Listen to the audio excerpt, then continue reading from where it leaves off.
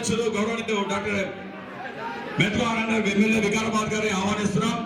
అదేవిధంగా ఈనాటి ముఖ్య అతిథి గౌరవనీయులు 15 రూపాయలు రైల్వే కనుక ప్రైవేటీకరణ చేస్తే 100 రూపాయలు టికెట్ పెట్టాల్సి వస్తుంది.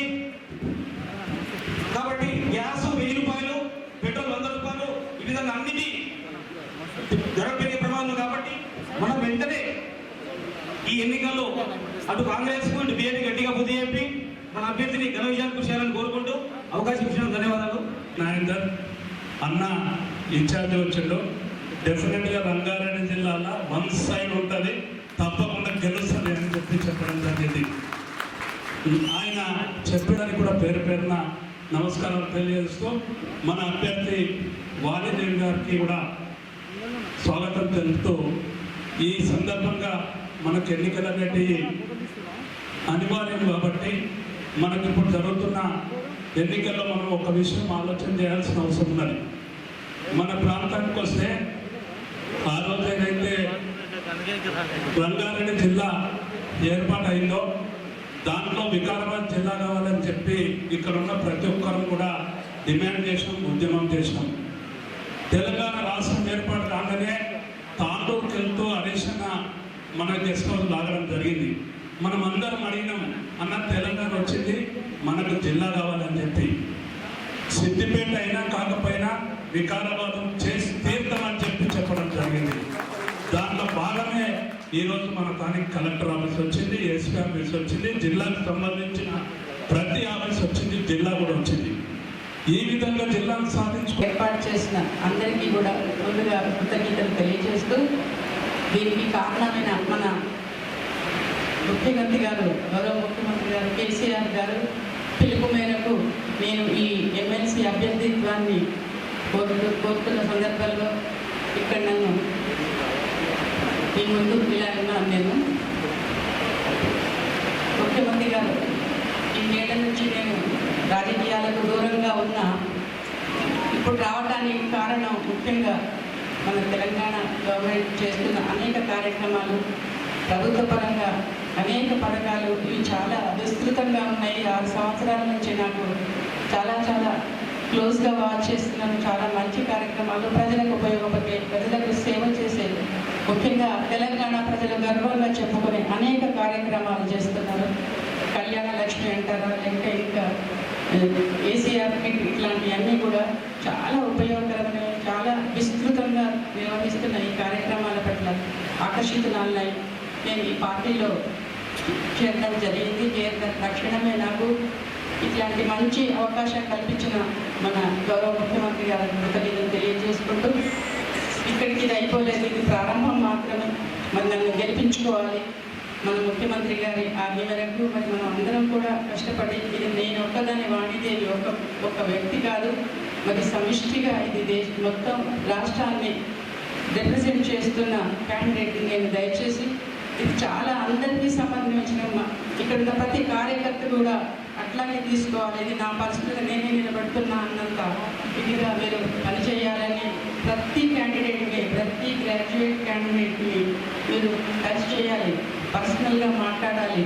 ఇది చాలా ట్రిక్కీ అయిన ఎలక్షన్, ఇది చాలా గమ్మత్తుగా ఉంటుంది. ఏదో రోడ్ షో నిర్వహించడము, లేకుంటే పబ్లిక్ మీటింగ్స్లో 1000 మంది వచ్చారు, 2000 మంది వచ్చారు, అందుకే నేను గెలుస్తానని అట్లాంటి కార్యక్రమాలు కాదు. అందరూ విద్యార్థులు, చదువుకున్న వాళ్ళు, గొప్పవాళ్ళు, పండితులు, స్కాలర్స్ వీళ్ళందరూ ఉంటారు కనుక వాళ్ళను కన్విన్స్ చేయడం.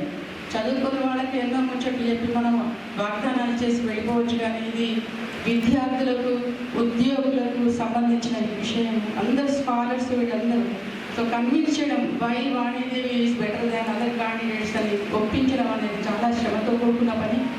ఊరికి ఒక అడ్వర్టైజ్మెంట్లో చూసి నాకు ఓటు వేయరు. అందుకనే ప్రతి కార్యకర్తకు ఉద్దేశించి చెప్తున్నాను, నన్ను గెలిపించండి, మీ వెంట నేను ఉంటాను, మీ సమస్యలు నేను తీరుస్తాను, తప్పకుండా ఎప్పుడూ మీ వెంట ఉంటాను.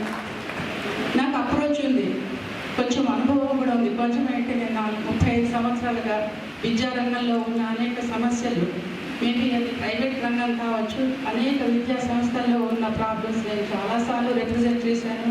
అప్పుడున్న గవర్నమెంట్ కూడా నేను రిప్రజెంట్ చేస్తున్నానంటే కరెక్ట్గా తప్పకుండా అన్నీ చూసి ఆవిడ రికమెండ్ చేస్తుందనే ఒక క్రెడిబిలిటీ నాకు ఉంది. ఇతర గవర్నమెంట్లు ఉన్నప్పుడు కూడాను. కానీ అనేక కారణాల వల్ల నేను రాజకీయ రంగ ప్రవేశం చేయలేదు. కానీ నా క్రెడిబిలిటీ నాకుంది.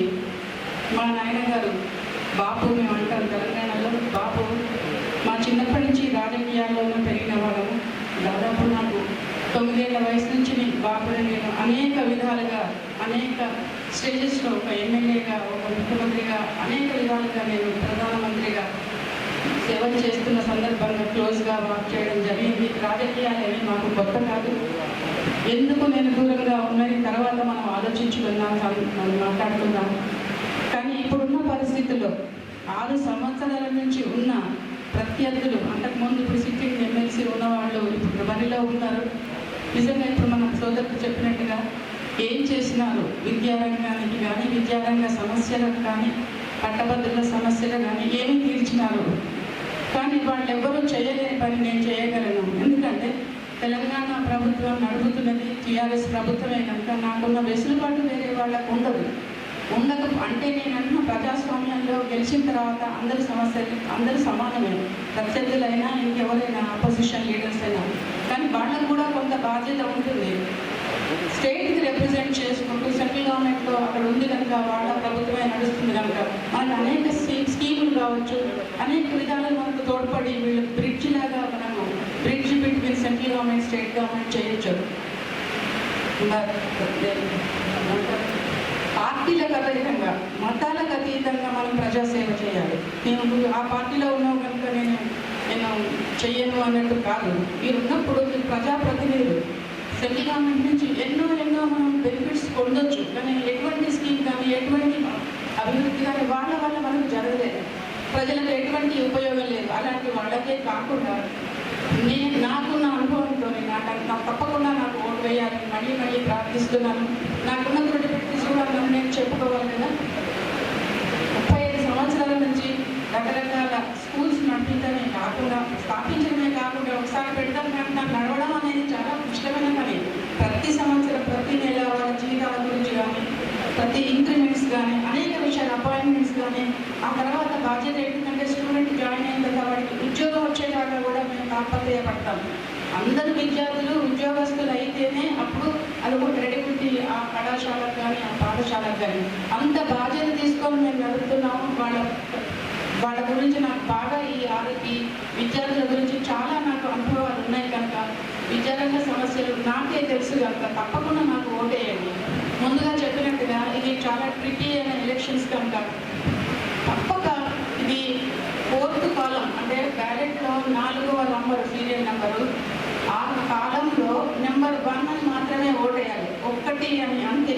ONG 1 అని కానీ లేకుంటే దాని ఏదో నాకు పివి గారి పట్ల అభిమానం ఉందనో, లేకుంటే మన ముఖ్యమంత్రి గారి పట్ల అభిమానం ఉందనో దాని ఏదో చక్కగా అందంగా తీర్చడానికి కానీ ఇట్లాంటి ప్రయత్నాలు ఏమీ చేయదు. ఒక్కటే గీత, ఆ గీత నా గీత మారుస్తుంది. అందరినీ ప్రార్థిస్తున్నాను. నెంబర్ 1 అని మాత్రం వేయాలి. ఎక్కువ సమయం తీసుకోలేను. 2 మాటలు మా బాపు గారి అలాగే మా ముఖ్యమంత్రి గారి గురించి 2 విషయాలు చెప్పి సెలవు తీసుకుంటాను. ఒక దేశాన్ని ఒక అత్యంత క్లిష్ట పరిస్థితుల్లో పెద్దవాళ్ళు చాలామంది ఉన్నారు, ఆ పరిస్థితులను చూసిన వాళ్ళందరూ ఉన్నారు. ఆ పరిస్థితుల నుంచి దేశాన్ని గట్టెక్కించడమే కాకుండా ప్రపంచ పటంలో సూపర్ పవర్స్తో పాటు మన దేశాన్ని కనిపిస్తుంది అంటే దానికి పివి గారు వేసిన బాటమే అని నేను గట్టిగా చెప్పగలను. అట్లాగే మా చిన్నప్పటి నుంచి కూడా మేము ఉద్యమాలను చూస్తూ ఒకప్పుడు అందులో పార్టిసిపేట్ చేస్తూ చాలా లో ప్రొఫైల్లో మేము చూస్తూనే ఉన్నాం. 69 నుంచి ప్రజా సమితి నుంచి ఎన్ని కార్యక్రమాలు జరిగినాయి, ఎంత ఉధృతంగా ఉద్యమం జరిగింది.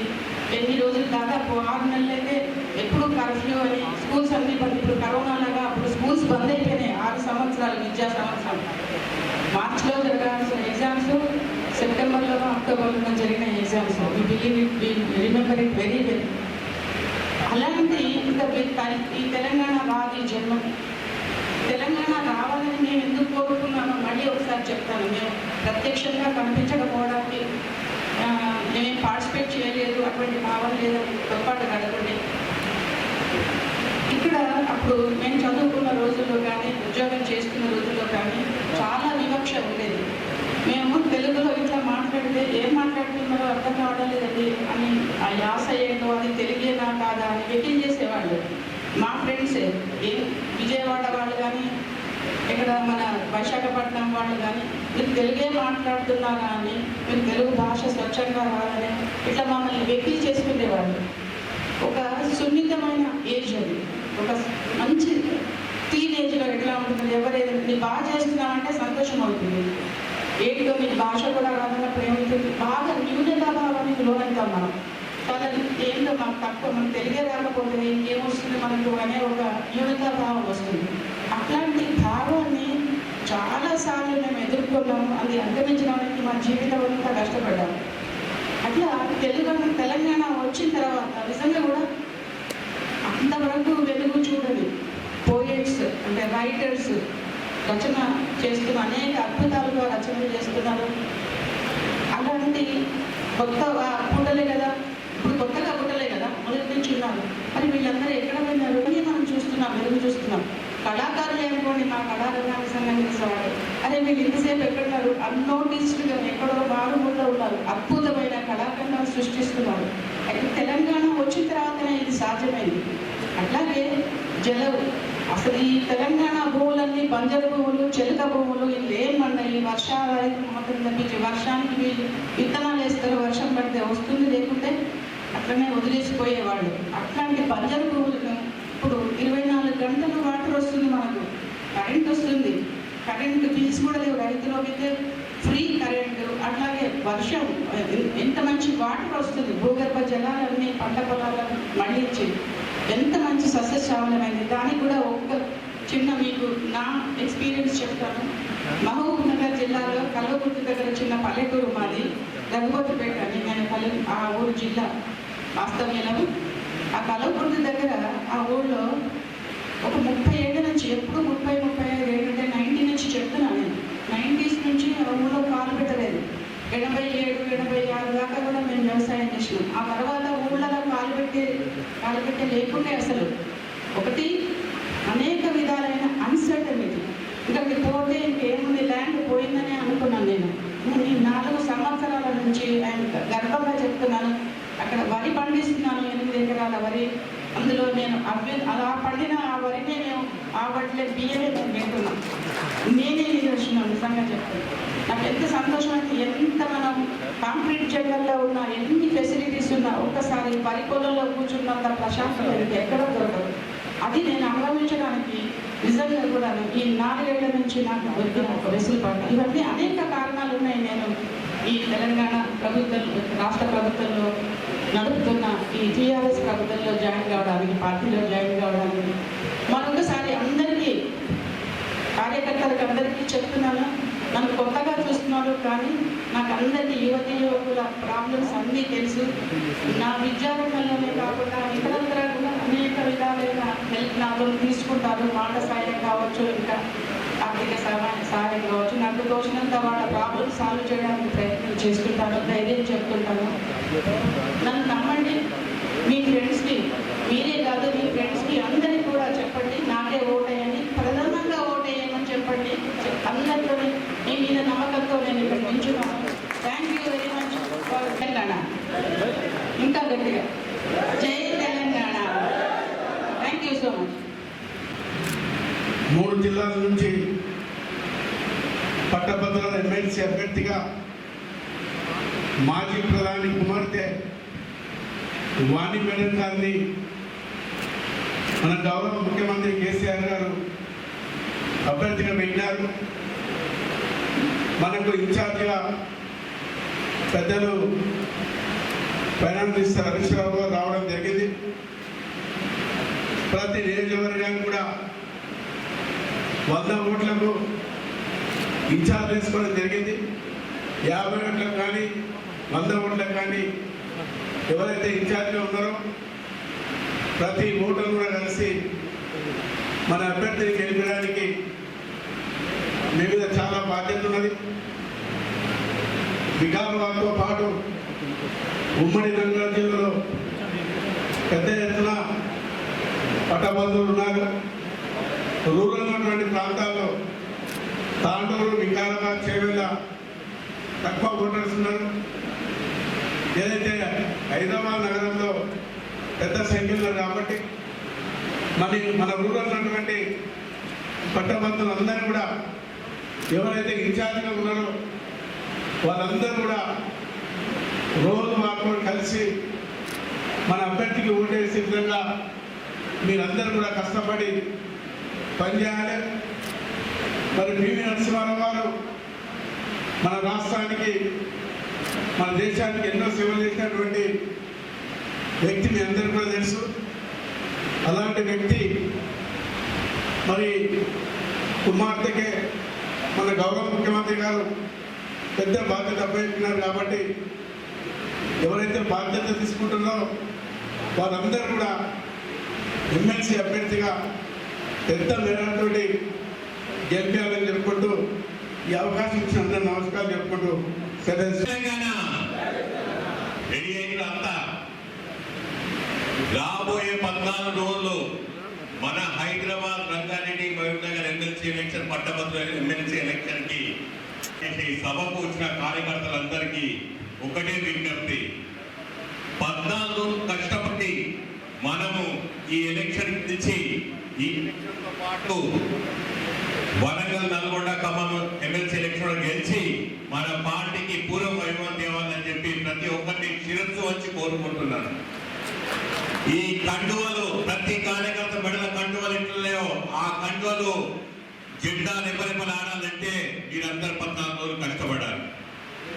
ఇక మన క్యాండిడేట్ గురించి మాట్లాడితే పెద్దలు సుధాకర్ రెడ్డి గారు చాలా క్లియర్ గా ఎక్స్ప్లెయిన్ చేసిండ్రు. ఎలక్షన్ ప్రక్రియ ఎలా ఉంటుందో విశ్లేషించారు, డిస్కస్ చేసిండ్రు, డెలిబరేట్ చేసిండ్రు. చాలా క్లియర్ గా 4వ సీరియల్ నెంబర్ మీద ఒకటే నెంబర్ రాయాలి అంతే. అది ప్రతి పట్టభద్రులు చెప్పండి. ఇప్పుడు పెద్దలు అంతా డిసైడ్ చేస్తారు. ప్రతి 100 పట్టభద్రుల ఓటర్లకు ఒకళ్ళు ఇన్ఛార్జ్ చేస్తారు. మిమ్మల్ని ఎవరైతే ఇన్ఛార్జ్ ఉంటారో ఆ ఇన్ఛార్జ్ రాబోయే 14 రోజులలో మినిమం 3-4 సార్లు కలవాలి. 4 సార్లు కలిసి ఎవరిని కలిసినాం, ఎంతమందిని కలిసినాం, కలిస్తే కలిసినామని చెప్పండి, చెప్పండి, కలవకపోతే కలవలేదని చెప్పండి. కలిసి ప్రాబ్లం ఉంటే మాకు చెప్పండి. సపోజ్ 30-40 మంది ఉంటారు, వాళ్ళు కొంచెం డిస్కషన్ చేస్తున్నారు, మీరు రండి అంటే ఎవరైనా మేము వస్తాం. కానీ ప్రతి ఒక్కరిని కన్విన్స్ చేసే బాధ్యత ఇక్కడ కూర్చున్న అందరూ. వికారాబాద్ జిల్లాలో మొత్తం ఉన్న 8,000 పైచిలకు ఓట్లు, అందులో 4,000 సభ్యులు నమోదు, పట్టభద్రులు నమోదు చేసింది మన కార్యకర్తలే. మనం నమోదు చేసిన ఓటర్లనే మనం కన్విన్స్ చేసుకోగలిగితే చాలు. మనం మీ అందరికీ తెలుసు 50% ఓట్లు గెలిస్తే మొదటి ప్రాధాన్యత ఓటు వస్తే అక్కడికే గెలిచినాడు. ఇక మన అభ్యర్థికి ఎందుకు ఓటేయాలని చెప్పి కావచ్చు. ఎక్కడైనా మీరు ఎప్పుడైనా పోతే 3 రకాల ఓటర్లు ఉంటారు. ఒకళ్ళు కన్విన్స్ చేసే బాధ్యత మన అందరు. వెరీ రీసెంట్ గా పివి నరసింహారావు గారు శత జయంతి ఉత్సవాలు చేసుకొని పురస్కరించుకొని కేసీఆర్ గారు, టీవీ గారు మన టీవీ అని చెప్పి ఆ రోజు పివి గారు పై ఉన్న అభిమానము, ప్రేమ చూపెట్టినప్పుడు చాలా మంది ఎగతాళి చేశారు. అవసరాల కోసం చేసిందని చెప్పారు. ఆ రోజు మన కేసీఆర్ గారు అనుకోలే ఇక్కడ టీఆర్ఎస్ పార్టీ టికెట్ వారియాలకి కావాలని చెప్పి. నిన్న చేవెళ్ళ మీటింగ్ అయితే కాంగ్రెస్ వాళ్ళు ఎగతాళి చేస్తున్నాడు పివి నరసింహారావు గారు. పివి నరసింహారావు గారికి మర్యాద చేయకుండా పర్వాలేదు. వాళ్ళ కూతురు మనం టికెట్ ఇస్తే వాళ్ళు అంత సులభంగా మాట్లాడే వెళ్తారు, సింగ్ చేయడం తెలుసుకోండి. మనం ఇలా చేస్తుంటే మన భారతరత్న ఇవ్వమని చెప్పి పివి నరసింహారావు గారు అడిగితే బీజేపీ వాళ్ళు ఎన్నిసార్లు ఇవ్వకుండా ఇప్పుడు మళ్ళీ వాళ్ళ ఎగతాళి చేస్తారు. మన అభ్యర్థి సుధాకర్ గారు చెప్పినట్టు ఇంత స్పాట్లెస్ ఆనందం విద్యా సంస్థలు నడుపుకుంటూ 1,00,000 మంది గ్రాడ్యుయేట్స్ పట్టభద్రులై వాళ్ళ ఇన్స్టిట్యూషన్ బయటికి పోయారు. 1,00,000 మందికి డిగ్రీలు తెప్పించిన ఘనత మన అభ్యర్థి. మన అభ్యర్థి ఎలా ఉంటే వేరే అభ్యర్థులు ఎలా ఉన్నారు చూడండి. గొంతుకునే ప్రశ్నిస్తామంటారు. ప్రశ్నించాల్సింది ఏంటి మిగిలలే మన ప్రభుత్వంలో. మనం మళ్ళీ అవకాశం ఇవ్వమంటారు. మనకి ప్రశ్నించే అవకాశం ఎందుకు లేదంటే మనం చేసిన సంక్షేమ పథకాలు, అభివృద్ధి పథకాలతో ప్రతి తెలంగాణ బిడ్డ సంతోషంగా ఉంది కాబట్టి వాళ్ళకి అవకాశం లేదు. వాళ్ళు ఏమాత్రం ప్రశ్నించినా పోయి భారతదేశంలో 6 రాష్ట్రాల్లో బీజేపీ పాలిత రాష్ట్రాలు ఉన్నాయి. ఆ బీజేపీ పాలిత రాష్ట్రాల్లో ఉన్నాయి కాబట్టి వాళ్ళ దగ్గర మిషన్ భగీరథ ఎందుకు లేదో అడగమని చెప్పండి, మిషన్ కాకతీయ ఎందుకు లేదో అడగమని చెప్పండి. కళ్యాణ లక్ష్మి ఎందుకు లేదు అడగమని చెప్పండి. షాది కుమార్ ఎందుకు లేదు అలా చెప్పుకుంటూ పోతే 450 ఉన్నాయి. ప్రతి స్కీమ్ ని కాపీ చేస్తుంది కేంద్ర ప్రభుత్వం. మనం మిషన్ భగీరథ 40,000 కోట్లు కేటాయించి మనం ప్రతి ఇంటికి నీళ్ళు ఇస్తే అందరి జిల్లా చెప్పి వాళ్ళు 10,000 కూడా కేటాయించి కాపీ చేశారు. మనకు బాధ లేదు, కాపీ చేసినా పర్వాలేదు. ప్రతి భారతీయ ఇంట్లో 70 సంవత్సరాలు స్వాతంత్రం వచ్చిన తర్వాత అట్లీస్ట్ మంచి ఇచ్చే సంతోషం. కళ్యాణ లక్ష్మి మనం ఇస్తే వాళ్ళు ఇప్పుడు కాపీ చేశారు. రైతు బంధు 5 ఎకరాలకు 50,000 ఇస్తే కాపీ చేసి 6,000 ఇస్తాం. ఎంతో అంత కాపీ అయినా చేయమని చెప్పండి వాళ్ళకి. కాపీ అయినా చేసి అన్ని రాష్ట్రాల్లో మన చేసి సంక్షేమ పథకాలు ఇచ్చారు చాలని చెప్పారు.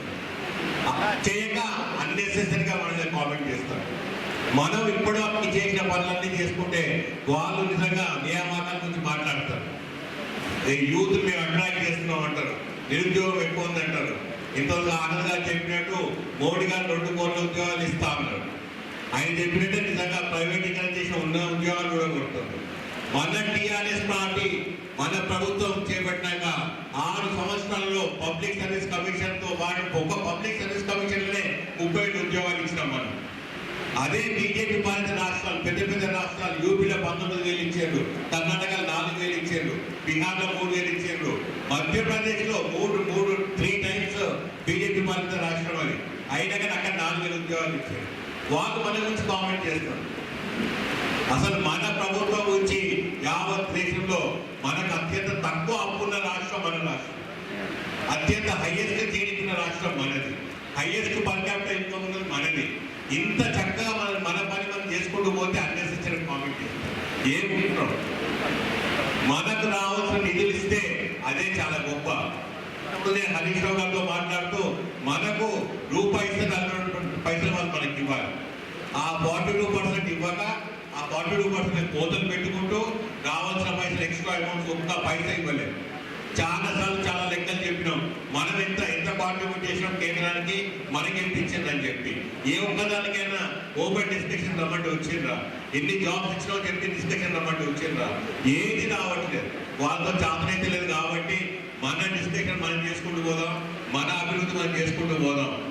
కరోనా రాకపోతే ఇప్పటివరకు ఎంత ఇంతకుముందు చెప్పినట్టు టాప్ 3 రాష్ట్రాల్లో మన రాష్ట్రం ఉంది.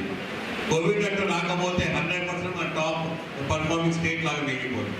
అయినా కానీ వెరీ షార్ట్లీ మన జీడిపి చాలా బెస్ట్ ఉంది కాబట్టి కూడా బెటర్ అయిపోతుంది. మనకు కావాల్సింది కంకణ బదులమై మన 14 రోజులు కష్టపడి ఏదైతే దిశాన్ని ఎమ్మెల్యే గారు, హరీష్ రావు గారు, మన విద్యాశాఖ మంత్రులు అందరూ మీకు దిశానిర్దేశం చేస్తారు. మీరు ఆ డైరెక్షన్లో పోయి మ్యాక్సిమం ఓట్స్ పోల్ అయ్యేటట్టు చూడండి. ఆ మ్యాక్సిమం ఓట్స్ మనకు పోల్ అయ్యేటట్టు చూడాలని చెప్పి ప్రతి ఒక్కరిని వేడుకుంటూ సెలవు తీసుకుంటాం.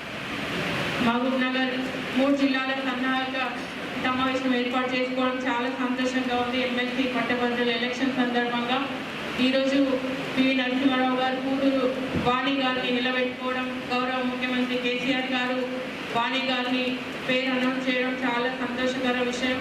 వాళ్ళకి కింది స్థాయి నుంచి సమస్యలన్నీ తెలుసు. వాళ్ళ ఫ్యామిలీ ఎడ్యుకేటెడ్ ఫ్యామిలీ. వాణి గారు వాళ్ళు రైతు కుటుంబం నుంచి వచ్చిన వాళ్ళు, ఎడ్యుకేటెడ్. ముఖ్యంగా వాళ్ళకి కింది స్థాయి నుంచి సమస్యలని తెలుసు. కాబట్టి ఆమె చెప్తున్న స్పీచ్ నిజంగా నాకు చాలా అర్థమైంది. కాబట్టి ఆమెకి కింది స్థాయి సమస్యలే తెలుసు. కాబట్టి మన సమస్యలు సాల్వ్ కావాలంటే నిజంగా ఆమెకు ఓటేసి గెలిపిస్తే అత్యధికంగా మన హుజరాబాద్ కాన్స్టిట్యున్సీ నుంచి మెజార్టీ ఇచ్చి గెలిపించాలని కోరుతున్నాం. ఎందుకంటే పివి నరసింహారావు గారు మనకి ప్రధానమంత్రి, సర్పంచ్ నుంచి ఎమ్మెల్యే నుంచి మంత్రి నుంచి ముఖ్యమంత్రి నుంచి ప్రధానమంత్రి దాకా పివి నరసింహారావు రాజకీయ కుటుంబంలో ఉండి వాళ్ళకి సమస్యలన్నీ రాజకీయ కుటుంబంలో సమస్యలన్నీ తెలుసు. కాబట్టి మనం వారి కుటుంబం నుంచి నిలబెట్టిన వాణి గారిని అత్యధిక మెజార్టీ ఇచ్చి గెలిపిస్తే నిజంగా మన సమస్యలన్నీ సాల్వ్ అవుతాయని నేను ఆశిస్తున్నా. అందరూ ఎలాంటి సమస్యలున్నా పక్కన పెట్టి పార్టీ కోసం కానీ అభ్యర్థి వాణి గారి కోసం మనం కృషి చేసి ఓటేసి అత్యధికంగా మెజార్టీ ఇచ్చి గెలిపిస్తారని కోరుతూ ఈ అవకాశం ఇచ్చిన మీ అందరికీ నమస్కారం తెలియజేస్తూ ముగిస్తున్నాం. జరుగుతున్న ఎమ్మెల్సీ ఎన్నికల్లో మనందరం కూడా బాధ్యతగా స్వీకరిస్తూ వాణిదేవి గారిని అత్యధిక మెజార్టీతో గెలిపించడానికి మన వంతు శాయశక్తుల ప్రయత్నం చేద్దామని కూడా మీకు అందరికీ విజ్ఞప్తి చేయడానికి ఇక్కడికి రావడం జరిగింది. ఈ ఎన్నికల్లో గౌరవ ముఖ్యమంత్రి గారు ఎందుకంటే వాణిదేవి గారు పివి నరసింహారావు గారు కూతురని ఇప్పటికీ అందరికీ కూడా రీచ్ కాగలిగింది. అయితే ఈరోజు అన్ని ఎలక్షన్స్ వేరు, ఈ ఎలక్షన్ వేరు, అన్ని అంగమ ఆర్భాటంతో చేస్తూ ఉంటాం. ఈ ఎలక్షన్ అయితేనేమో ఒక్కొక్క వ్యక్తి దగ్గరికి వెళ్ళి కన్విన్స్ చేసి ఓటు వేయించుకోవాల్సిన అవసరం ఉంటుంది. కాబట్టి మీరు అందరూ కూడా ఇప్పటికే ఎన్నికల ఎక్సర్సైజ్ స్టార్ట్ చేస్తున్నారు. మీకు అందరికీ తెలుసు, మీకు అప్పచెప్పిన పనిని బాధ్యతగా మీకు 50 ఓట్లు చెప్తే 50 ఓట్లు, 100 ఓట్లు చెప్తే 100 ఓట్లు, మన చుట్టాలు పక్కలు ఫ్రెండ్స్ ఉంటారు, అందరినీ కూడా టీఆర్ఎస్ పార్టీ అభ్యర్థి వాణిదేవి గారికి మొదటి ప్రాధాన్యత ఓటు వేసి గెలిపించాలని అందరినీ కూడా కోరాలని మిమ్మల్ని విజ్ఞప్తి చేస్తా ఉన్నాను. పెద్దలు హరీష్ రావు గారు మన జిల్లాకి ఇన్ఛార్జ్ చేస్తున్నప్పుడు చాలామంది కూడా అన్నారు, అంటే ఎన్నికల గురించి మాట్లాడడం మర్చిపోయి హరీష్ రావు గారి గురించి మాట్లాడుతున్నారు ప్రతిపక్షాల వాళ్ళు ఇప్పుడు. ఎందుకంటే ఒక రకమైన భయం కాబట్టి ఏదన్నా కూడా డెఫినెట్గా కింది వరకు వెళ్ళి మళ్ళీ ఎక్కడ ఇబ్బంది అవుతుందని ఆలోచనతోనే మాట్లాడుతూ ఉన్నారు. వాణిదేవి గారి గురించి మాత్రం అందరూ ప్రతిపక్షంలో ఉన్న వాళ్ళు కూడా మంచి క్యాండిడేట్ అనేది ఇండైరెక్ట్గా మనకి చెప్తా ఉన్న సందర్భాన్ని గుర్తు చేసుకుంటూ ఒక మంచి క్యాండిడేట్ని మచ్చలేని కుటుంబం నుండి ఇచ్చిన గౌరవ ముఖ్యమంత్రి గారికి ఖచ్చితంగా మనం గెలిపించి పంపించి వారి గౌరవాన్ని నిలబెట్టాల్సిన బాధ్యత ఉందని మాత్రం మరొకసారి మీకు అందరికీ కూడా పేరు పెట్టి తెలియజేస్తా ఉన్నాను. పెద్దలు రంజిత్ రెడ్డి గారు ఇప్పుడే చాలా విషయాలు చెప్పినారు, వాటి జోలికి వెళ్ళకుండా, ఎందుకంటే అన్ని మన అందరికీ తెలుసు. విద్యావంతులు రకరకాల ఆర్గ్యుమెంట్స్ పెడతా ఉంటారు, దాంట్లో ఒకటి ఉద్యోగాల గురించి చెప్తా ఉంటారు. కాబట్టి ఎక్కడ మనం తల కిందకి వేసుకోవాల్సిన అవసరం లేకుండా ఉద్యోగ కల్పనలో గౌరవ ముఖ్యమంత్రి గారు తీసుకున్న చర్యలన్నీ కూడా ఎక్కడెక్కడ ఎంతమందికి ఉద్యోగాలు ఇచ్చినాం అనేది స్పష్టంగా ప్రతి కార్యకర్తకు అర్థమయ్యేటట్టు కూడా చెప్పినాం. కార్యకర్తకి కాదు ప్రతిపక్షాలకు అర్థమయ్యేటట్టు కూడా చెప్పినా కూడా వితండవాదం చర్చకు రమ్మంటారు. మనం పదవులు ఇచ్చినామో ఉద్యోగాలు ఇచ్చినామని మనం చెప్తా ఉంటే అవసరం లేని చర్చకు రండి అని రచ్చ కావాలని కోరుకుంటున్నారు తప్పిస్తే ఈ ఉద్యోగాలు రాలేవని మాత్రం ఒక్కరు కూడా ఖండించట్లేదని వాస్తవం. దీంతో పాటు ప్రైవేటు ఉద్యోగాల కల్పనలో మన రాష్ట్రంలో గౌరవ ముఖ్యమంత్రి గారి నాయకత్వంలో ఈరోజు 14 లక్షల మంది పైచిలకు ఉద్యోగాలు వచ్చినాయి. నిన్నగాక మనం ఒక సర్వే చూస్తున్నారు, మేము దేశంలో బాగా చదువుకున్న పిల్లలు ఎక్కడ ఉద్యోగాలు చేసి సెటిల్ కావాలని కోరుకుంటున్నారంటే హైదరాబాద్ అనేది నెంబర్ 1గా చూపిస్తున్న సందర్భాన్ని చాలా గర్వంగా ఫీల్ అవ్వాలి. ఎందుకంటే ఈ రాష్ట్రంలో గౌరవ ముఖ్యమంత్రి గారి పటిష్టమైన నాయకత్వంలో ఈరోజు ఈ రాష్ట్రంలో శాంతి భద్రతలు కానీ ఇన్ఫ్రాస్ట్రక్చర్ కానీ ఉద్యోగ కల్పన కానీ బాగుంది. కాబట్టి పక్క రాష్ట్రాల పిల్లలందరూ ఈ రాష్ట్రం సైడ్ ఎదురు చూస్తున్న సందర్భాన్ని గుర్తు చేస్తూ ప్రతి ఒక్కరికి కూడా కింది వరకు ఇంకొకటి చదువుకున్న వాళ్ళు వాదిస్తున్న దాంట్లో ఇంకొకటి కూడా మనం చెప్పగలగాలి. ఈరోజు డీజిల్ పెట్రోల్ గ్యాస్ పెరిగిందంటే 100% ఎంత వాళ్ళ మీద భారం పడుతుంది అనేది వాళ్ళకు వితండవాదం మనం చెప్పాల్సిన అవసరం ఉందని కూడా మరొకసారి తెలియజేస్తూ మీకు అందరికీ ఎన్నికల్లో ఎట్లా ప్రచారం చేయాలనే అనుభవం ఉంది. అయితే అన్ని ఎన్నికలకు కొంత తేడా ఉంటుంది. ఇంతకుముందు ఎంపీగా చెప్పినట్టు మనకు అనుకూలంగా ఉన్న వాళ్ళకి ఆటోమేటిక్గా మనకు అనుకూలంగా ఉంటారు. మధ్యస్థంగా ఉన్న వాళ్ళకి 1కి 4 సార్లు చెప్తే ఇంతకుముందు నాగేందర్ గారు చెప్పినట్టు ఒక టీచర్ ఓటు వేయించుకోవడానికి హరీష్ రావు గారు 20 సార్లు ఫోన్ చేశారు. దయచేసి అది గుర్తుపెట్టుకోండి. అంటే పట్టుదల విక్రమార్కులాగా ఖచ్చితంగా ఒక ఓటు, ప్రతి ఓటు ఇంపార్టెంట్. కాబట్టి మధ్యస్థంగా ఉన్న వాళ్ళని ఖచ్చితంగా మోటివేట్ చేయడం. ఇక మొత్తం మిగిలిన వాళ్ళ నుండి ఏం చేయలేం, కానీ మధ్యలో కొంత మార్చుకోవడానికి న్యూట్రల్ ఓటింగ్ ఉంటుంది. ఆ న్యూట్రల్గా ఉన్న వాళ్ళని ఎంపీ గారితో మాట్లాడించండి, ఎమ్మెల్యే గారితో మాట్లాడించండి. అంత వినకపోతే మంత్రి గారి దృష్టి తీసుకోవచ్చు, మీకున్న నాయకత్వం దృష్టి తీసుకోవచ్చు అని మరొకసారి తెలియజేసుకుంటూ మరొకసారి మనం అందరం కూడా ఈ ఎన్నికల్లో, ఎందుకంటే ఒక్క ఎన్నిక గెలిచి ఉలిక్కి పడుతూ ఉన్నారు, ఒక్క ఎన్నికతోనే స్థాయి మంచి మాట్లాడుతూ ఉన్నారు, ఒక్క ఎన్నికతో గెలుపుతోనే వాళ్ళు అది వాపును బల్బ్ అనుకొని ఈరోజు ముఖ్యమంత్రి గారిని ఆ స్థాయి మంచి మాట్లాడుతూ ఉన్నారు. ఖచ్చితంగా వాళ్ళ గుణపాఠాన్ని చెప్పాల్సిన అవసరం ఉంది. కాబట్టి మనమందరం మనమే క్యాండిడేట్ అనుకుందాం. మన ముఖ్యమంత్రి గారిని, మన పార్టీ గౌరవాన్ని మనం నిలబెట్టుకుంటూ మన ముఖ్యమంత్రి గారి నాయకత్వాన్ని బలపరచాల్సిన సందర్భం అని కూడా మరొకసారి మీకు తెలియజేస్తూ ఉన్నాను. ఎందుకంటే వాళ్ళు సోషల్ మీడియాలో మాత్రమే బతుకుతూ ఉంటారు, అబద్ధాన్ని ప్రచారం చేసుకుంటూ సోషల్ మీడియా వేదికగా బతుకుతారు తప్పిస్తే వాళ్ళు ఏం చేస్తున్నారో చెప్పే స్థాయి కానీ వాళ్ళకు ధైర్యం కానీ లేదు. మనకు అడుగుతున్నారు ఎన్ని ఉద్యోగాలు ఇచ్చారని, మరి వాళ్ళ మోడీ ఎన్ని ఉద్యోగాలు ఇచ్చారని ప్రశ్నించాల్సిన అవసరం అయితే ఖచ్చితంగా మనకు ఉంది అని కూడా మరొకసారి మీకు అందరికీ పేరు తెలియజేస్తూ, దయచేసి ఈ రోజు నుండి ఎన్నికలు అయిపోయేంత వరకు ఒక మంచి క్యాండిడేట్ను తప్పకుండా అనుభవం, కింది స్థాయి నుండి వచ్చిన కుటుంబం, ఎంత పెద్ద హోదాలో ఉన్న గర్వం లేకుండా తను డౌన్ టు ఎర్త్గా చూసిన కుటుంబం అదని కూడా తెలియజేసుకుంటూ మరొకసారి వాణిదేవి గారిని గెలిపించడానికి అందరం కూడా శాయశక్తుల చిత్తశుద్ధితో సీరియస్గా పనిచేద్దామని కూడా మరొకసారి మీకు అందరికీ పేరు పేరున తెలియజేస్తూ ఇంత పెద్ద ఎత్తున చాలాసేపు నుండి మీరు వెయిట్ చేస్తున్నారని చేస్తుంటే లేడీస్లలో ఇంకొకరు ఎవరో ఉన్నారు కానీ అన్ని అర్హతలు ఉన్న ఒకే ఒక క్యాండిడేట్ ఎవరంటే వాణిదేవి గారు. గౌరవ ముఖ్యమంత్రి గారి దగ్గరికి వెళ్ళి ఒప్పించి మెప్పించి పని చేయించగల శక్తి వాణిదేవి గారికి ఉంది. ప్రశ్నించాల్సిన అవసరం లేదు. పనిచేసే వ్యక్తి ఉంటే చాలనేది కిందికి బలంగా తీసుకెళ్దామని మరొకసారి తెలియజేసుకుంటూ మనం అందరం కూడా గౌరవ ముఖ్యమంత్రి గారి నాయకత్వాన్ని బలపరుస్తూ ఈ ఎన్నికల్లో సీరియస్గా పనిచేద్దామని తెలియజేసుకుంటూ సెలవు తీసుకుంటాం. సీనియర్ మంత్రివర్యులు మా క్యాబినెట్ లో అందరికంటే సీనియర్ మంత్రి ఎవరు అంటే మన అక్క విద్యాశాఖ మంత్రివర్యులు శ్రీమతి సబితా ఇంద్రారెడ్డి గారు, గౌరవనీయులు మాజీ మంత్రివర్యులు చాలా అనుభవం ఉన్నటువంటి రంగారెడ్డి జిల్లాలోనే చాలా సీనియర్ నాయకులు, శాసన మండలి సభ్యులు పట్నం మహేందర్ రెడ్డి గారు, మన ఎంపీ గారు చాలా అద్భుతంగా పేరు తెచ్చుకున్నారు. గెలిచిన కొద్ది రోజుల్లోనే పార్లమెంట్లో అనర్గళంగా రంగారెడ్డి జిల్లా సమస్యలను, మన తెలంగాణ సమస్యలను అద్భుతంగా పార్లమెంట్లో మాట్లాడుతూ మన చేవెళ్ల పార్లమెంటుకు మంచి పేరు తీసుకొచ్చినటువంటి మిత్రులు డాక్టర్ రంజిత్ రెడ్డి గారు, అందరు డాక్టర్ మహేందర్ రెడ్డి, డాక్టర్ మిత్రులు, యువకుడు 2001లో టీఆర్ఎస్ పార్టీలో చేరినప్పుడు వీసాలు కూడా రాకుండా ఇప్పుడు రాజు అప్పుడప్పుడే చిన్న విద్యార్థి నాయకుడు ఉండే 2001లో పార్టీలో చేరినప్పుడు. ఇప్పుడు తెల్లగైపోయినాయి ఇంకా.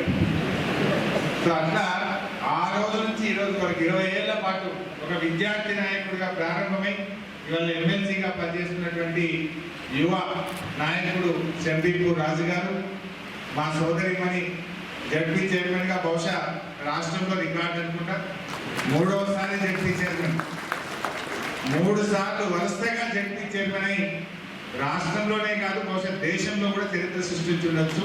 ఎందుకంటే రిజర్వేషన్ అనుకూలించే మా సోదరిమణి పట్నం సునీత మహేందర్ రెడ్డి గారు, మా యాదన్న ఇప్పటిదాకా ఆడదేశుడు మళ్ళీ ఇక్కడికి వచ్చేసాడు, గౌరవ శాసనసభ్యులు యాదన్న గారు, మా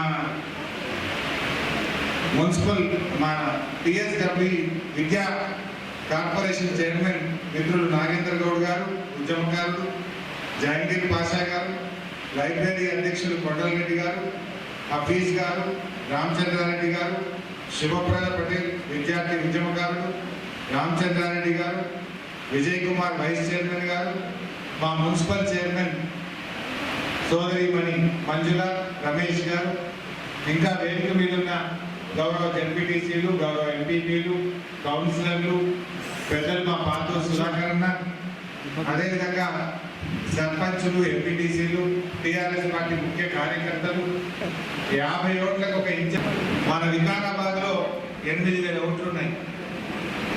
మరి వికారాబాద్ నుంచి అత్యధిక మెజార్టీ ఇస్తా అని మా డాక్టర్ ఆనంద్ గారు ముఖ్యమంత్రి గారి దగ్గర మాటించారు.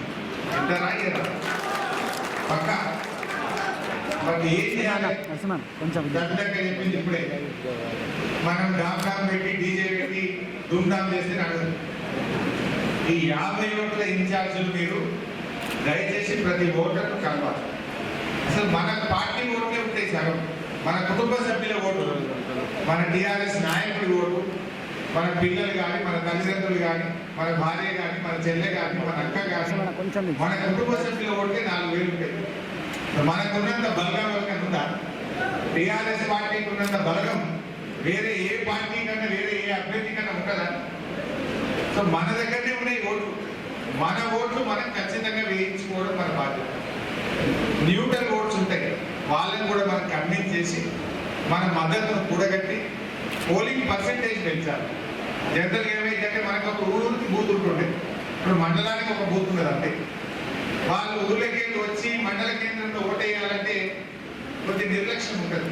నేను ఒక్కరిని ఓటేయకపోతే ఏమవుతుంది అని అనుకుంటుంటారు. మనం మాత్రం దయచేసి ఒక్కొక్క ఓటర్ను గుర్తించి టీఆర్ఎస్ పార్టీకి అనుకూలంగా మార్చుకొని వాళ్ళు పోలింగ్లో పాల్గొనేటట్టు చేయడం మనందరి బాధ్యత. వైఎస్ఆర్ ఎప్పుడైతే వాణీదేవి అభ్యర్థిత్వం ఖరారైందో టీఆర్ఎస్ గెలుపు పక్కా అయిపోయింది, దాన్ని ఎవరికి డౌట్ లేదు. కానీ దాన్ని డబుల్ పక్కా చేయాలి మనం. Make it show. ఏం చేద్దాం ఇవాళ ఎవరిద్దరు పోటీలా? బీజేపీ వాళ్ళు, కాంగ్రెస్, వామపక్షాలు అభ్యర్థి. ఇక మిగతా చిన్న చిన్నగా మనకు పోటీ కాదు. ఈ ముగ్గురు ఏం చేస్తున్నారు? గోబల్స్ ప్రచారం చేస్తున్నారు. సింపుల్ సీదా సీదా ఒకటే ముచ్చిన పోయి కాంగ్రెస్ వాళ్ళు వచ్చి ఏదో మాట్లాడుతారు, బీజేపీ వాళ్ళు వచ్చి ఇంకోటి మాట్లాడుతారు. మన వికారాబాద్ పక్కనే కర్ణాటక ఉంది కదా, ఎంత దూరం ఉంటుంది? 40 కిలోమీటర్. ఏం లేదు, ఎవరైనా బీజేపీ వాళ్ళు ఎక్కువ మాట్లాడితే డాక్టర్ సాబ్ చెప్పి ఒక బస్సు మాట్లాడుకుంటాం. బీజేపీ వాళ్ళందరినీ బస్సు ఎక్కి అది ఎంత ఆలోచన వస్తుంది దగ్గర చించోలి చౌరస్తాలో నిలబెడదాం. తెలంగాణలో ఏమొస్తుంది, చించోలిలో ఏమొస్తుందో మాట్లాడాలి. చించోలిలో ఉన్నది బీజేపీ గవర్నమెంట్, వికారాబాద్ ఉన్నది టీఆర్ఎస్ గవర్నమెంట్. ఎక్కువ తక్కువ మాట్లాడలేదు. ఇక ఎందుకు ఈ మాట అంటున్నా అంటే, నేను మొన్న బీదర్ పోయినా. మా నారాయణఖేడ్ కాన్స్టిట్యున్సీలో ఏదో మీటింగ్ ఉంటే బీదర్కి వెళ్ళి నారాయణఖేడ్ పోయింది. పోక తొవ్వలకు ఒక ఊళ్ళు ఆగిన. ఒక చౌరస్తా దగ్గర చాలా మంది లేడీస్, రైతులు ఆడ నిలబడి ఉంటే ఎందుకు ఆగిందని నేను కారు ఆపుకొని దిగి వాళ్ళ దగ్గర పోయి మాట్లాడాను. ఏం పైసా మీరు అందరు ఉన్నారంటే, కరెంట్ వస్తుందేమో అని చూస్తున్నాం పైసా. కరెంట్ వస్తే ఈ నీళ్లు పట్టుకొని మా తండా 1 కిలోమీటర్ దూరంలో తండా ఉన్నది, నీళ్లు పట్టుకొని పోదామని బిందెలు పెట్టుకొని ఆడ రోడ్డు మీద బావి కాడ మహిళలందరూ కూడా బిందెలు పట్టుకొని ఉన్నారు. సో కరెంట్ రావాలి, వాళ్ళు బిందెలు నింపుకొని ఆ కిలోమీటర్ దూరం భుజం మీద బిందెలు పెట్టుకొని నీళ్లు మోసుకొని పోయే పరిస్థితి వాళ్ళు. అడిగిన మరి ఎంతసేపు కరెంట్ వస్తుంది ఇక్కడ అంటే, అక్కడ రైతు నీ పేరు ఏంటంటే సంతోష్ అంట. సంతోష్ పై నీకు భూమి ఉన్నదా, ఎన్ని ఎకరాలు ఉన్నది, ఏం పంట నీకు ఎవరు అడిగిన? 5 ఎకరాలు నాటేసిన సార్, కరెంట్ సరిగ్గా వస్తలేదు, ఇచ్చేది 6 గంటలు, 6 గంటల 10 సార్లు కరెంట్ ట్రిప్ అవుతున్నది. జర్రంతా ఒక మడిని పారి రెండో బయట నీళ్లు పోగానే మోటార్ బంద్, కరెంట్ రాదు. మళ్ళా కరెంట్ వస్తుంది, మళ్ళా మడి నిండి రెండో బయట పోగానే మళ్ళీ కరెంట్ పోదు. పారిన మడే వాడుతుంది కానీ ఇంత మడి నీళ్ళు అంతలు. ఇప్పటికే 2 ఎకరాలు ఎండిపోయింది. ఈ ఇంత 3 ఎకరాలు కూడా ఉంటుందో పోతుందో అర్థమైతలేదు అని చెప్పి ఆ రైతు చెప్తా ఉంటారు. మహిళలు చూస్తే నీళ్ళ కోసం ఆ పరిస్థితి, రైతు కరెంటు పరిస్థితి ఏమో అది. ఆ సంతోషంగా రైతులు అడిగిన, బాబు రైతు బంధు ఎంత వస్తుంది నీకు అని. 6,000 వచ్చింది సార్ అన్నాడు. మన తెలంగాణలో ఎంత వస్తుంది? 5 ఎకరాలు ఉంటే 50,000 వస్తుంది. ఆడొచ్చింది 6,000, మన దగ్గర వచ్చింది. రైతు బీమా ఉందా అని అడిగిన. బీమా మా దగ్గర ఏం లేదు సార్, చచ్చిపోతే కూడా ఏం రావాలి. ఆ ఒక మహిళ ఉంది అక్కడ, అమ్మ నీకు పెన్షన్ వస్తుందా, आपको कितना पेंशन मिलता है? हाँ आएगा भैया, हमारे महीना 500 रुपया पेंशन मिलता है। आपने पास कितना मिलता है? हाँ बीजेपी गवर्नमेंट में 500 पेंशन। మరి మీ బిడ్డ పెళ్లి కన్నా సాయం అవుతుందమ్మా, ఆడపిల్ల పెళ్లికి అని అడిగారు. మా దగ్గర అసలు స్కీమ్ ఏం లేదు సార్, ఆడపిల్ల పెళ్లికి తీయదు మా గవర్నమెంట్ అన్నారు. మన దగ్గర ఏమి ఇస్తారు?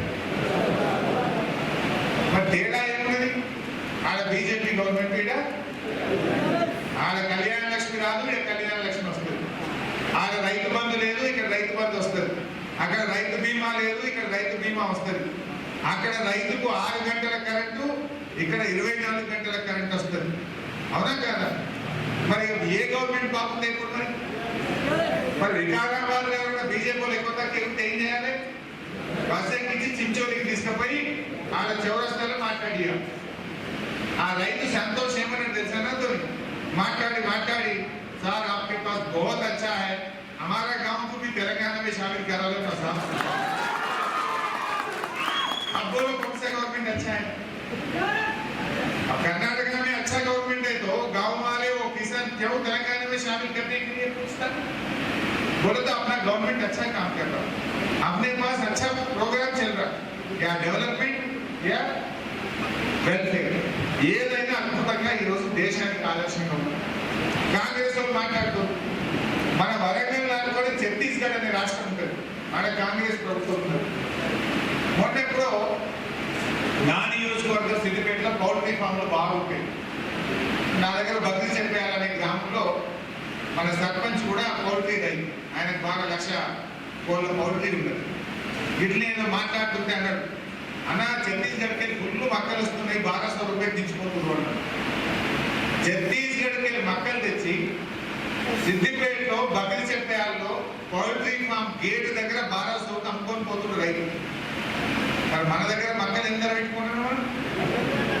1800 రూపాయలు పెట్టి మక్కలు కొనమా లేదా మనం?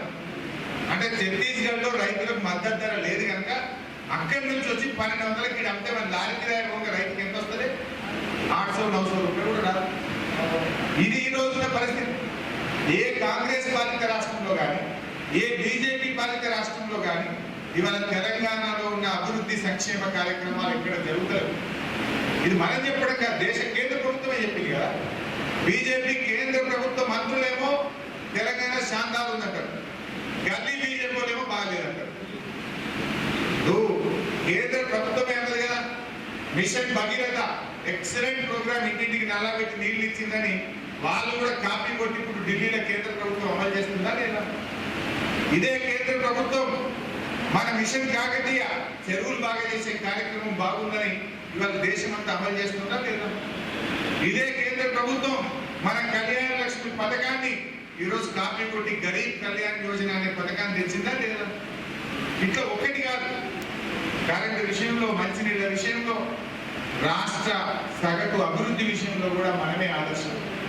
దేశంలో ఈరోజు కరోనా వచ్చి అన్ని ఆర్థిక వ్యవస్థలు దెబ్బతిన్న తెలంగాణ రాష్ట్రం 14% గ్రోత్ రేట్తో దేశంలో నంబర్ 1 రాష్ట్రంగా ఉంది కనుక.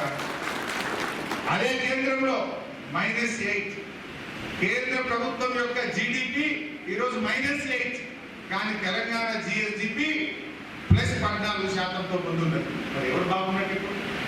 వాళ్ళు కేవలం ఒక గోబల్స్ ప్రచారం, అబద్ధాలు చెప్పడం, గొంతు పెంచుకోవడం, నోటికి వచ్చినట్టు మాట్లాడడం ద్వారా ఏదో లబ్ధి పొందాలని ప్రయత్నం చేస్తూ ఉన్నారు.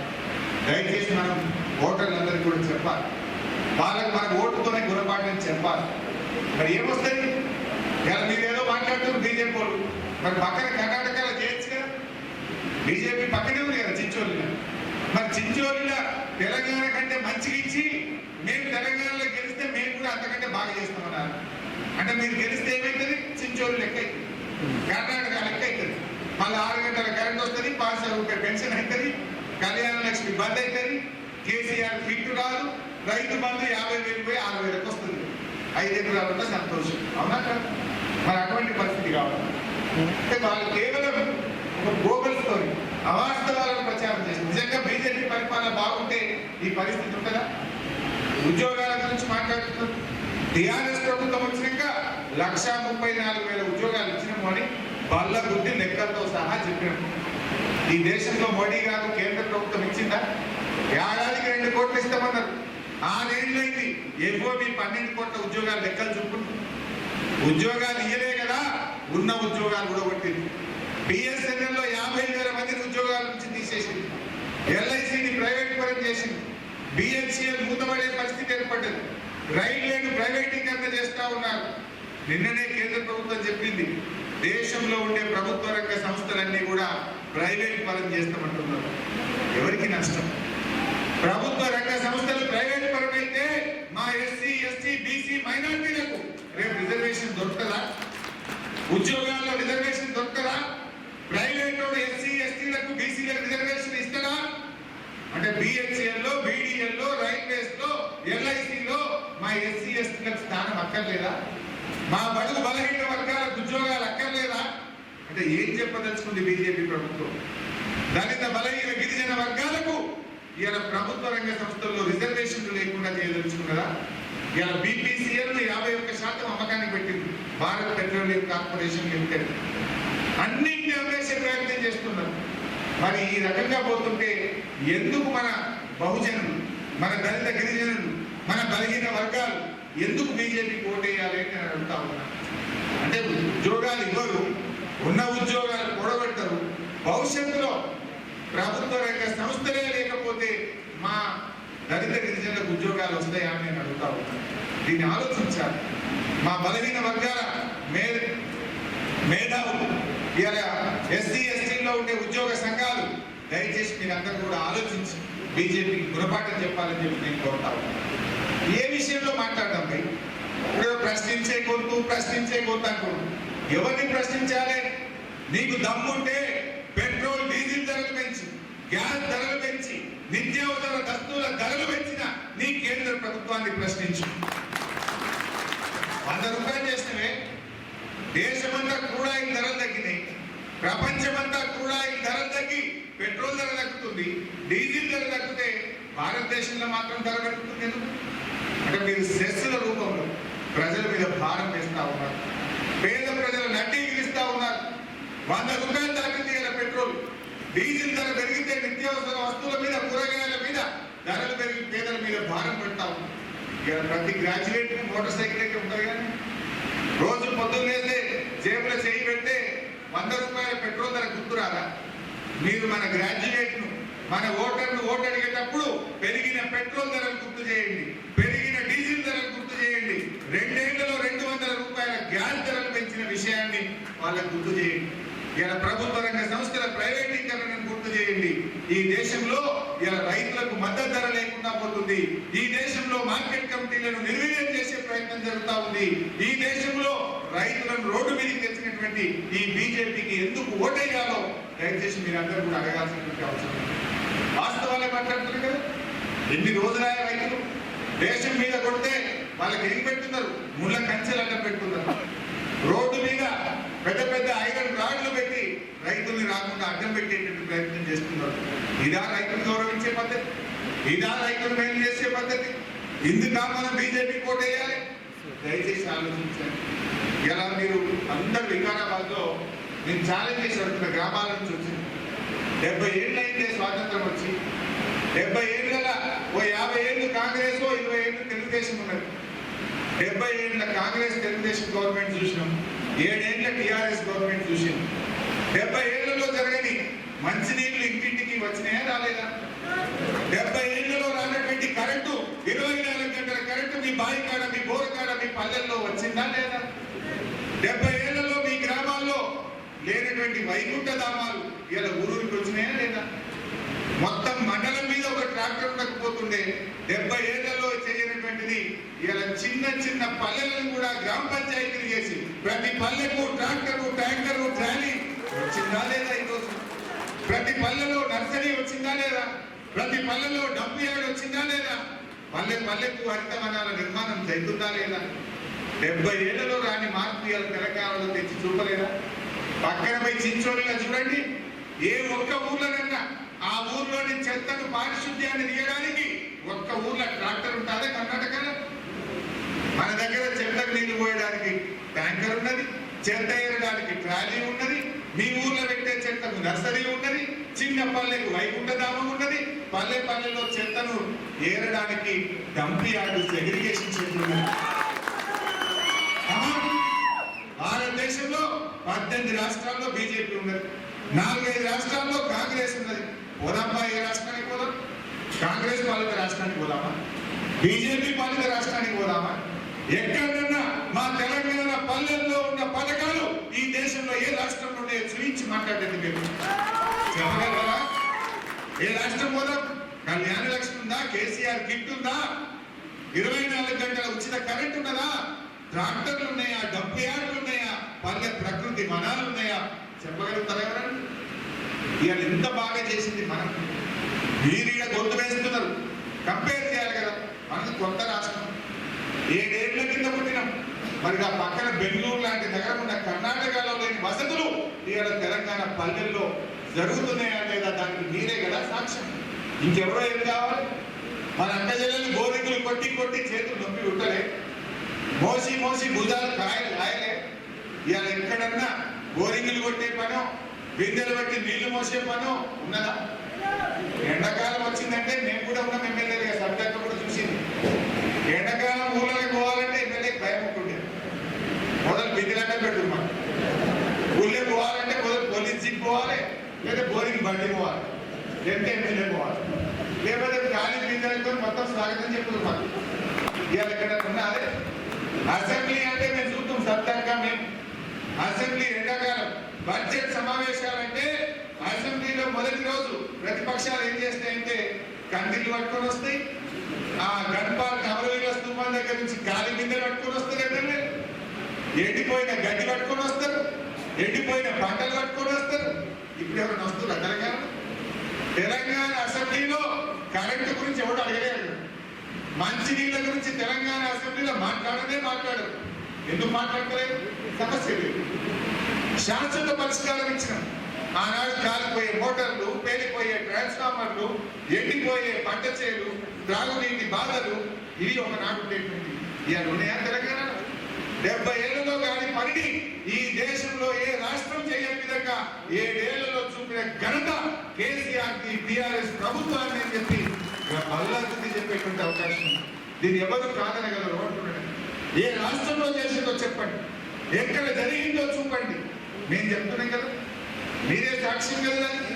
ఇంతకు మించేంగా వల్ల చాలా మంచి పనులు జరిగింది. దీన్ని మనం తీసుకుపోవాలి. గ్రాడ్యుయేట్ ఓటర్లను గుర్తించి మనం చెప్పాలి. మనం నిర్లక్ష్యంగా ఉంటే ఇది పార్టీ తల్లి లాంటిది. దయచేసి నేను కార్యకర్తని కోరుతా ఉన్నా, ఎవరైనా మనం నిర్లక్ష్యంగా ఉన్నా 50 ఓట్ల ఇన్ఛార్జ్ పని చేయకపోయినా తల్లికి ద్రోహం చేసినట్టే. మన పార్టీ మన కన్న తల్లి లాంటి పార్టీ మనకు నీడనిచ్చింది, పార్టీ జన్మనిచ్చింది. పార్టీ నీడలో సర్పంచ్లమైన, ఎంపీటీసీలమైన, ఎమ్మెల్యేలమైన, కౌన్సిలర్లమైన, మున్సిపల్ చైర్మన్లు, జెడ్పీటీసీలు, ఎంపీపీలు, జెడ్పీ చైర్మన్లు, లైబ్రరీ చైర్మన్లుగా ఉన్నాం. మన పార్టీ కార్యకర్తలుగా, పార్టీ ద్వారా ఎదిగిన నాయకులుగా ఈ పార్టీని కాపాడుకునేటువంటి బాధ్యత, పార్టీ ఇచ్చిన బాధ్యతను నిలబెట్టి మన జెండాను ఎగరేయాల్సిన బాధ్యత మనందరి మీద కూడా ఉంది. దయచేసి మనమందరం కూడా సీరియస్ గా తీసుకున్నాం కార్యకర్తలు. వాణిదేవి గారు మంచి అభ్యర్థి, విద్యావంతురాలు. వారు 1,00,000 మంది గ్రాడ్యుయేట్ని తయారు చేశారు. వారు ఒక లెక్చరర్. వారు కొన్ని కాలేజీలు పెట్టి 1,00,000 మంది గ్రాడ్యుయేట్లను ఈ సమాజానికి ఇచ్చినటువంటి ఒక గొప్ప విద్యావేత్త సురభి వాణిదేవి గారు. ప్రధానమంత్రి గారి కూతురైన ఒక సాదా సీదా వ్యక్తిగా లాంగెస్ట్ సర్వ్డ్ పబ్లిక్ రిప్రజెంటేటివ్. వారి తండ్రి గారు అసలు బహుశా ఈ దేశంలో అంతకాలం విభిన్నమైనటువంటి పదవులు, ఎమ్మెల్యేగా, రాష్ట్ర మంత్రిగా, ఎంపీగా, కేంద్ర మంత్రిగా, ప్రధానమంత్రిగా దీర్ఘకాలం ఉన్నతమైనటువంటి పదవులను చేసినటువంటి వ్యక్తి అయినా వారి కుమార్తె చాలా సాదా సీదా ఒక విద్యావేత్తగా, దేశానికి ఆయన ప్రధానమంత్రి ఉన్నా ఆమె ఒక లెక్చరర్గా పనిచేసింది, ఒక ఇన్స్టిట్యూట్ నడిపింది, చాలా ప్రజలతో మమేకమై పనిచేసినటువంటి ఒక మంచి విద్యావేత్త ఈరోజు మన అభ్యర్థిగా ఉంది. సో అలాంటి మంచి వారిని గెలిపించాలని చెప్పి మనం కూడా కాంగ్రెస్ గురించి ఇందాకనే అందరూ గల్లీ మీద ఢిల్లీ ఏమున్నది, ఏం లేదు. వాళ్ళు మేము ఇది చేస్తాం, అది చేస్తామంటే ఉన్ననాడే మీరు ఏం చేయకపోతుంది.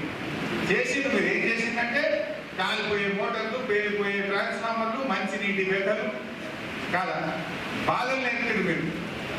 మీరు చేసింది వికారాబాద్ జిల్లా అవుతుంది నా కాంగ్రెస్ ఉంటే. ఓ ఏ ఎలక్షన్ వచ్చినా జైపాల్ రెడ్డి సాబ్ నుంచి మొదలుకుంటే ప్రతిసారి నేను గెలవగానే జిల్లా ఎవరు చేసేదబ్బా జిల్లా? టీఆర్ఎస్ ప్రభుత్వం చేసింది, కేసీఆర్ గారు చేస్తే జిల్లా అయింది.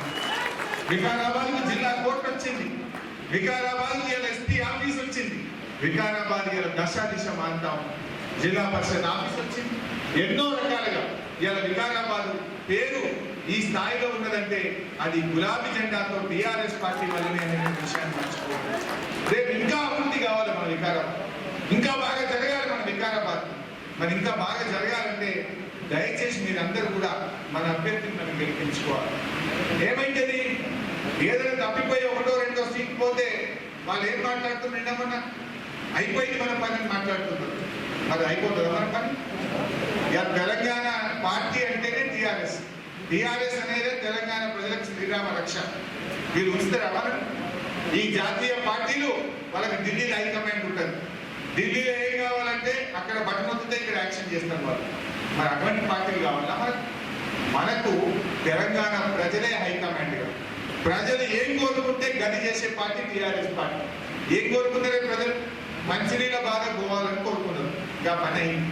కరెంటు బాధ పోవాలనుకున్నారు, ఇంకా పని చేసినాం. రేపు ఏం కోరుకుంటున్నారు? మా కృష్ణా నది నీళ్లు మా వికారాబాద్కి రావాలన్నారు. ఏడాది లోపల తీసుకొచ్చుకుంటారు.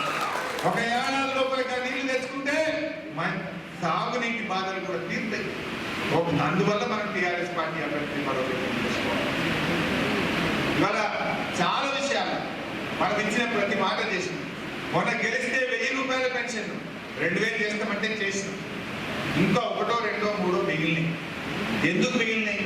మొన్న కరోనా వచ్చింది, రాలేదా? కరోనా వస్తే ఒక ఏడాది ఇబ్బంది అయింది మనకు. మొన్న బడ్జెట్లోనే ఏమనుకున్నాం అంటే స్వంత జాగాలో ఇల్లు కట్టడానికి అసెంబ్లీలో ఆమోదం తీసుకున్నాం. కానీ అంతకే కరోనా వచ్చి మనం చేయలేకపోయినాం. కానీ మళ్ళీ చేస్తాం తప్పకుండా.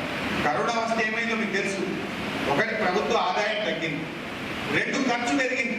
మీకు తెలియదా? 6 కిలోల బదులు 12 కిలోల బియ్యం కార్మికులు ఇయ్యలేదా? 1500 రూపాయలు ప్రతి కార్మికుల మీద బ్యాంకులు వేయలేదా? కిలో పప్పు ఫ్రీగా ఇవ్వలేదా? మందులకు, టెస్టింగ్లకు, మాస్కుల పేరు మీద ప్రభుత్వానికి ఖర్చు పెరగలేదా? మొదలైతే బతికించుకోవాలా ఉందా జన అందువల్ల కొన్ని పనులు లేట్ అయింది. కానీ మన ముఖ్యమంత్రి గారు మాట తప్పే మనిషి కాదు. తప్పకుండా రాబోయే ఆర్థిక సంవత్సరంలో ఉగాది పండుగ తర్వాత స్వంత జాగాలో డబుల్ బెడ్రూమ్ ఇల్లు కట్టించే కార్యక్రమం స్టార్ట్ చేస్తాం. రుణమాఫీ కార్యక్రమం చేసుకుంటాం. ఇవన్నీ కూడా ఎన్నికల మేనిఫెస్టోలో మనం చెప్పిన ప్రతి కార్యక్రమం కూడా అమలు జరిగే విషయాన్ని కూడా నేను కార్యకర్తలకు తెలియజేస్తాం. సో ఈ విషయాలు మీరు చెప్పండి. మన వాళ్ళలాగా బీజేపీ వాళ్ళు ఏం చెప్తుందే, మేము గెలిస్తే విదేశాల్లో ఉండే నల్లధనం తెస్తాం, బ్యాంకులో మనిషికి 15 లక్షలు ఇస్తామన్నారు. ఏమైనా పడ్డాయా? 1500, 15 రూపాయలు పడ్డాయా? 15 పైసలు పడ్డాయా? ఏం పర్లేదు. మరి వాళ్ళేమో చెప్పిన మాట నిలబెట్టుకోలే, కానీ మనం నిలబెట్టుకుంటున్నాం, ముందుకు నడుస్తున్నాం. దయచేసి మీరు ఆలోచించాలి. ఇక కాంగ్రెస్ వాళ్ళు అంటే ఉన్ననాడు ఏం చేయలే వాళ్ళు, ఇప్పుడు ఏం చేస్తారు? ఏమైనా అయింది కదా? ఏమి జరగదు. వాళ్ళకే సక్కలేదు. నా ఢిల్లీలో నిన్న కూడా జమ్మూ కాశ్మీర్లో మీటింగ్ పెట్టింది. కాంగ్రెస్ లో అసెంబ్లీ మీటింగ్ అని జమ్మూలో మీటింగ్ పెట్టుకొని ఉన్నదే ముఖం చక్కగా లేదు అంటే ఇంకా దాంట్లో మీటింగ్ పెట్టేది. ఇక వాళ్ళంటే ఇంకా ముందరికి పోయి ఏమో చేస్తామంటే ఆగింది. మనం దయచేసి మనం మంచి టీం వర్క్ చేద్దాం, కష్టపడి పనిచేద్దాం. నేను మాత్రం మిమ్మల్ని వదిలిపెట్టే పైసలు మీరు ఏమని అనుకోండి. ఇప్పుడే చెప్పిన మీ ఎమ్మెల్యే గారిని చూసి 50 యువకులకు ఒక ఇన్ఛార్జ్ పెట్టిండ్రు. దినం తప్పించి దినం టెలికాన్ఫరెన్స్ ఉంటుంది. ఇక వస్తూనే ఉంటుంది వికారాబాద్. మిమ్మల్ని ఏ 10కి ఫోన్ చేస్తానో, పొద్దుగాల 6కి ఫోన్ చేస్తానో నాకు తెలియదు. ఫోన్ వచ్చిందే మీకు ఆ 51 పేర్లు గడగడ చెప్పాలి. నాకు మీ 51 పేరు చెప్పమంటే నాకు చెప్పేటట్టు ఉండాలి. మీరు ఎంతమందిని కలిసినావు, ఏమన్నారు?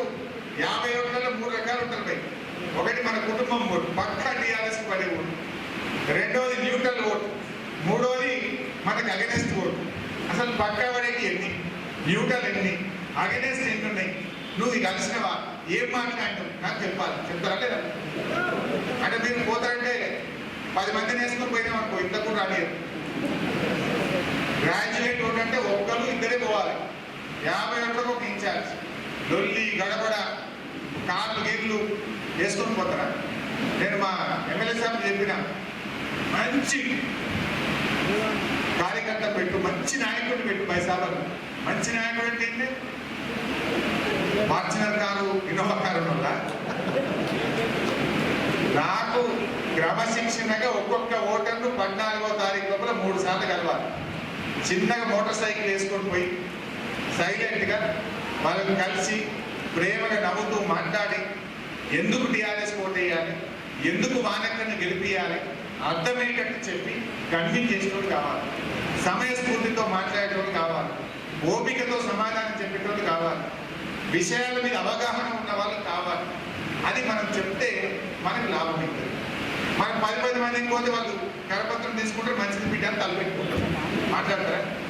1-2 పోతే రా బిడ్డ అంటే మంచినీళ్ళు ఇస్తారు, ఛాయ్ పోస్తారు, మాట్లాడతారు. సపోజ్ మీరు పోయి ఆ ఓటు న్యూట్రల్ ఉన్నది, మీకు ఏదో అర్థమైంది. నాగేందర్ గౌడ్ చెప్తే ఇంటర్ అంటే ఫోన్ కలపాలి, నాగేందర్ గౌడ్తో మాట్లాడించేయాలి. లేదా కూర్చున్నాం, శివప్రద పటేల్ చెప్తే ఇంటర్ అంటే ఫోన్ కలపాలి, శివప్రద పటేల్ మాట్లాడేయాలి. లేదా ఒక ఇంట్లోకి పోయినాం, మా చైర్మన్ అమ్మ మాట్లాడితే ఏంటంటే జడ్పీ చైర్మన్ అమ్మకి ఫోన్ కలిపి అమ్మ సునీత అమ్మాయిగా వీళ్ళు మాట్లాడుతుంటారని మాట్లాడేయాలి. లేదా ఇంకొక ఓటర్ దగ్గర పోయినాం, వాళ్ళు యాడ్ చేస్తే మున్సిపల్ చైర్మన్ మా బంధువు అవుతుందన్నారు అనుకో, ఫోన్ కలపాలి, గబ్బర్ మున్సిపల్ చైర్మన్తో మాట్లాడేయాలి. అది ఏ రకంగా దొరకబట్టాలి మనం వాళ్ళని కన్విన్స్ చేసి. ఇందాక నేను చేవేల మీటింగ్ లో మాట్లాడితే ఆయన పేరేంటి ముస్లిం, देखो साहब हमारा फैमिली में मेरा दोस्त और रिश्तेदार कुल मिलके थोड़े लोग हैदराबाद में है, थोड़े कुतुबुल्लापुर में है, थोड़ा उधर कुकटपल्ली में है, थोड़ा चेवेले में है, कुल मिलके मैं 80 वोट दलाता बोल के बोल दिया हूं। నా ఊరేస్తా అంటలేడు, నా చుట్టాలు బుద్బుల్లాపూర్లో ఉన్నారు, కుక్కట్పల్లిలో ఉన్నారు, చేవేలలో ఉన్నారు, నా ఇంట్లో ఒక 12 ఓట్లు ఉన్నాయి, అన్ని కలిపి 80 ఓట్లు వేయిస్తే నా జిమ్మేదారు అన్నాడు మాజీ పైలేసి. అట్లా మీరందరూ కూడా అక్కడ ఛాలెంజ్ తీసుకోవాలి. మీ మీ బంధువులు, మీ దోస్తులు, మీ చిన్ననాటి స్నేహితులు, మీ క్లాస్మేట్లు, మీకు ఎక్కడ ఉండని వాళ్ళు, మరికాడు ఉండని, తాండూరుకాడు ఉండని, చేవేళ్ళలో ఉండని, వికారాబాద్లో ఉండని, ఎక్కడున్నా సరే మన టీఆర్ఎస్ కు, మన వానెక్కకు ఓటు పడేటట్టుగా మీరందరూ కూడా ప్రయత్నం చేయాలి. మరి నాకు ఇన్ఛార్జ్ చేయలే కదా డాక్టర్ సాబ్, మరి 50 ఓట్లకి ఇన్ఛార్జ్ చేసి నాకేం పని లేదు అక్కడ. 50 ఓట్లలో ఏమో ఇంటింటికి పోయి పని చేసుకోరు. మనం ఏం చేయాలి? మనము సోషల్ మీడియాలో కౌంటర్ ఇవ్వాలి ప్రతిపక్షాలు. మనము సంఘాలుగా బ్లాక్ ఓట్స్ ఉంటాయి. ఒక గవర్నమెంట్ స్కూల్లో 10 మంది ఉంటారు, ఒక ప్రైవేట్ స్కూల్లో 20 మంది టీచర్లు ఉంటారు, ఒక ఎల్ఐసి ఆఫీస్లో 50 మంది ఉంటారు, లేకపోతే మార్నింగ్ వాక్లో కొంతమంది కలుస్తారు, ఒక కాలనీలో కొంతమంది ఉంటారు. గ్రూపుల వారిగా మీటింగ్ పెట్టండి. బల్క్ ఓట్స్ గుర్తించి వాళ్ళ దగ్గరికి పోయి ఇతర సీనియర్ నాయకులు పనిచేయాలి. ఎమ్మెల్యే గారికి కూడా నేను ఏం రిక్వెస్ట్ చేసిన అంటే 50 ఓట్లకు ఒక్కరిని పెట్టుకోండి. 8,000 ఓట్లు కదా అంటే 160 మంది ఇన్ఛార్జీలు. 160 మంది ఇన్ఛార్జీలకు మళ్ళీ 10 మందికి ఒకరిని పెట్టుకోండి. ఓ 10కి శోభరాజ్ పటేల్ ఉండాలి, అంటే ఎగ్జాంపుల్ అండి. ఓ 10కి జడ్పీ వైస్ చైర్మన్ ఉండాలి, ఓ 10కి మున్సిపల్ చైర్మన్ గారు ఉండాలి, ఇంకో 10కి ఎమ్మెల్యే గారే ఉండాలి. ఎవరైనా కానీ వాళ్ళు మళ్ళీ 10 మంది కరెక్ట్గా అవుతుందా లేదా, వాళ్ళు రోజు ఒకరు ఎప్పుడు తిరగాలి, వాళ్ళ ఇంటింటికి పోతుంటారు, ఎట్లా కన్విన్స్ చేస్తున్నారు, వాళ్ళకి కలుస్తున్నారా? సో దాన్ని మీరు ఎన్షూర్ చేయాలి. 8,300 ఓట్లు ఉన్నాయి. నాకు లెక్క పెట్టి 7,000 ఓట్లకు తక్కువ కాకుండా పోలింగ్ జరగాలి వికారాబాద్. 7,000 పోలింగ్ కావాల్సిందే, అంటే 80% పోలింగ్ అయ్యేటట్టుగా మనం ప్లాన్ చేయాలి. ఇంకో చిన్న సమస్య ఉంది పైసా. శివరాత్రి పండుగ వచ్చింది 11 తారీఖు, అవునా? గురువారం నాడు శివరాత్రి, శుక్రవారం రాత్రి అంతా జాగరణ చేస్తాం, శుక్రవారం పడుకుంటాం, శనివారం సెకండ్ సాటర్డే, ఆదివారం నాడు ఎలక్షన్. 4 రోజులు సెలవులు అవుతుంది. 4 రోజులు సెలవులు వచ్చినాయి, ఎక్కడ టూర్ పోయింది అనుకో అయితే ఓటు పడదు. మరి 4 రోజులు సెలవులు వచ్చినాయి కదా అని పిల్లగా హైదరాబాద్ పోవడం, తల్లిగారింటికి పోవడం, అత్తగారింటికి పోవడం, లేదు తిరుపతి పోయేస్తాం, లేదా శ్రీశైలం పోయేస్తామంటే మరి గడపడైపోతుంది. దయచేసి ఆ ఓటర్లను గుర్తించి జర ఇటు పోకుండా కూడా చూసుకోవాలి. పైసా పోయేదంటే పోదు, కానీ 14 తారీఖు నాడు పొద్దుగా 8 గంటలకు ఓటేసినాక ఓ పైసా అన్నారు. కానీ అది కూడా చూసుకోరు. ఇప్పటి నుంచే వరుసగా సెలవులు వస్తున్నాయి. సో అంత జాగ్రత్తగా, అంత మెటిక్యులస్గా మనం పనిచేసుకుంటే తప్పకుండా ఈ ఎన్నిక గెలుపుతో వీళ్ళందరినీ నోటు మూదబట్టి వీళ్ళందరికీ మనం తగిన గుణపాఠం చెప్పాలి. వాళ్ళు ఇలా వాప చూసుకొని బల్బ్ అనుకుంటారు, అది వాప బల్బ, దాని సంగతి ఏందో ఈ ఎన్నికల ఫలితాలతో మనం వాళ్ళకు తగిన గుణపాఠం చెప్పాలి. ఇది మీ చేతుల్లో. ఒక తల్లి బిడ్డలుగా, టీఆర్ఎస్ పార్టీ కార్యకర్తలుగా మనందరం కూడా ఒక పట్టుబడదాం, ప్రతిజ్ఞ పూనుదాం. మన సత్తా ఏందో వానంకను గెలిపించి ఢిల్లీ దాకా చాటి చెప్పాలని చెప్పి కోరుతూ జై తెలంగాణ.